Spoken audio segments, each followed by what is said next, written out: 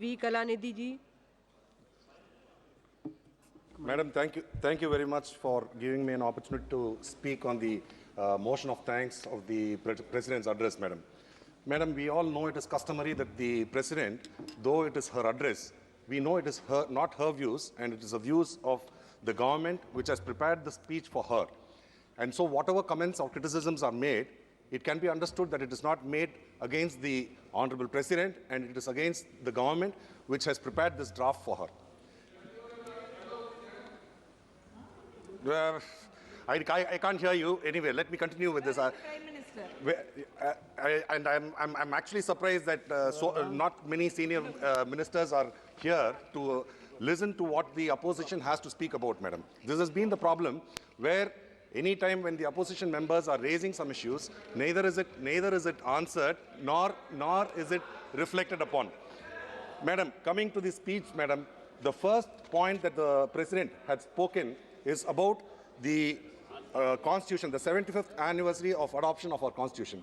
In that, we are talking so much about the Constitution, but it is sad to note the 17th Parliament and the 18th Parliament has not had a Deputy Speaker, Madam. Yes. The Deputy Speaker is a constitutionally provided post, which has to be filled, and this government has, in the first paragraph itself, they have broken the Constitution, where they have made it a shameful thing that you don't even have a confidence in having even one of your allies from either the TDP or the JDU to be made the Deputy Speaker. So I hope that the government will look into this and make sure that a Deputy Speaker is appointed for the Lok Sabha, Madam. And the next paragraph, what they're talking about, the Mahakumbh. Everybody is talking about the Mahakumbh, which happens once in 144 years. And it is very sad to note that so many deaths have happened. So far, what has been reported is 30 deaths and 60 people injured. But we are suspicious of these news articles because whenever a major calamity of this extent happens in this country, we expect the ministry, the Home Minister, to come and give a statement in the Parliament of this House to mention what exactly has happened and what measures have been taken for relief and for the support of the people over there, and what safety measures are taken to ensure that it does not happen again in future. I actually am sad that this government has not bothered about, though they claim themselves to be a Hindutva party, they do not care about the people who have died over there. And then the next point they are talking about is housing for all, Madam. When they're talking about housing for all, the government says that the union government is providing funds for the housing for all. But actually, if you look into the amount of money which is being sanctioned, most of the amount which is being sanctioned is from the state governments, Madam. The state governments are the ones which are doing it. And if you note, the amount which is being allocated for the funds are not being utilized because only in states, in southern states or developed states, where these funds are fully utilized, and most of the other states are not utilizing it, and these funds are going totally wasted, Madam. And the government is also talking so much about trains, the Vande Bharat, and so many other trains that this government has launched. Earlier in my speech, I had spoken, when I was talking about Chandrayaan, I was talking about we can always boast saying that we are the first nation to land at the south pole of the moon. But you have to take into account that development of a nation is not based only on one particular event. So you also have to see how many accidents are happening in these trains, Madam. You see the news of late, every month there is some kind of an incident where there is a derailment or there is a collision with losing so many lives. And the government has been mum about that. And usually in the earlier years, we have found that when some major calamity happens, the concerned minister takes responsibility for it and steps down. But here, we are not even bothered about the loss of lives, and we continue as if nothing has happened, though hundreds of people lose their lives.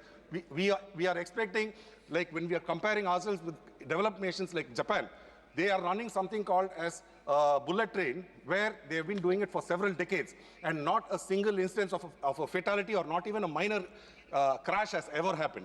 I hope the country would be able to achieve something like that so that we can call ourselves a developed nation, Madam. Madam, the government and the Honorable Prime Minister constantly keep talking about Viksit Bharat. I really would like to understand what they mean by saying Viksit Bharat, because the moment you say a developed nation, the criteria, the economic criteria for that is that you have to have a per capita income of $15,000, Madam. $15,000 is the target set for calling yourself. Though China has about $6,500, still it is not considered as a developed nation. We are in a sad paltry amount of 2,500 US dollars is our per capita income right now. And the government has said that we are going to achieve a target of $5 trillion in 2030. Even if you do achieve $5 trillion, your per capita income will only be 3,250 US dollars, madam. So when you are talking about this, I cannot understand how you can say that we are working towards a Viksit Bharat. The main problem, what we are facing now, is our Honorable Prime Minister has always been saying, make in India. When you say make in India, you only can become a manufacturing hub, madam. The present requirement for the whole world is to think in your own country, to be able to think and come out with some kind of intellectual properties. If you look at the largest companies which are performing, madam, hardly 5 minutes, madam. Madam, if you are looking at what amount of development and growth happens in developed nations, it is not because they are making it in India. If you look at the developed nations, most of the manufacturing has been exported to other countries like China, Indonesia, India, Vietnam. But those people are working on things like Facebook, Instagram, Twitter, which generates a lot more revenue. So I hope the country will focus on developing artificial intelligence and making sure that you will be able to achieve heights of growth in the terms of about 15% or 20%, madam. Unless you do that, we can never ever dream of becoming a developed India nation in the next 100 years also. Madam, the other thing is, our Honorable Chief Minister has brought out a book called Antiquity of Iron. This is translated to in Tamil, Irumbin Tonmai. This pushes the Iron Age back to 3450 BC, madam. Madam, I am surprised that the Honorable Prime Minister has not even mentioned this in any of his Twitter accounts, or nor the President's address. It's not been taken account.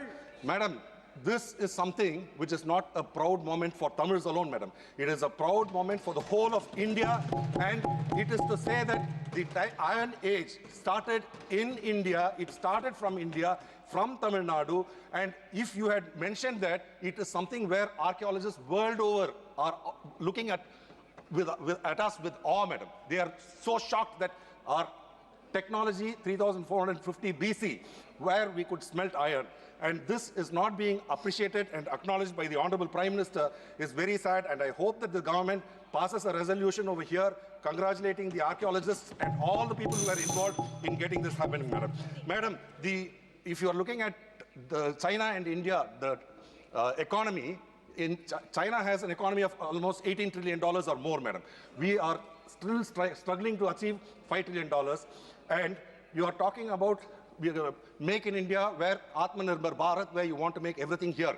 But sadly, in the last 10 years, $600 billion US is our trade deficit, where you have lost out the amount of money where this country could have reached export surplus, where we could have been trade positive. But that has not been achieved in 10 years. I hope this country focuses on ensuring that we are a trade surplus country and ensuring that, madam, our leader had also already our leader had spoken, madam, how the government is talking. And the president, in the last line, she has told that this is a country with 140 crore people. But the government is not behaving such way, madam. Madam, the government has ensured that the minorities, the Dalits, and the other communities are all oppressed, where you are treating as though India is consisting only of a country of 60 crores, and you are neglecting all of them. And I'm hoping that you will be able to rectify that, because if you are talking about the Islamic community, 20 crore people, when you talk about bulldozers, you are pushing them into a brink where you are inciting their emotions, which is not healthy for this nation. I hope they will stop with this, madam. Thank you very much.